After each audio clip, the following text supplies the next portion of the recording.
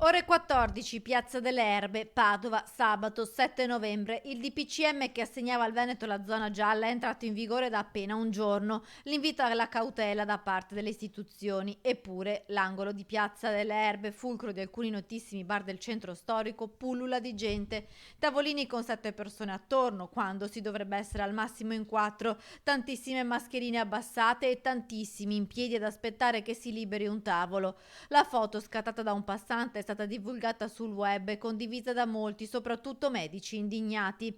Il messaggio più forte lo ha scritto Maria Rita Marchi, pneumologa dell'ospedale di Cittadella, che la scorsa primavera, mentre lavorava nel suo reparto in prima linea, è rimasta contagiata. E noi saremo sempre pronti ad affrontare questo tsunami senza esprimere giudizi denigratori o manifestare pregiudizi. Ippocrate docet. Siamo nei nostri frontini ospedalieri trasformati in trincee Covid, scrive la dottoressa Marchi. Un'amara riflessione da consegnare ai tanti che affollavano Piazza delle Erbe.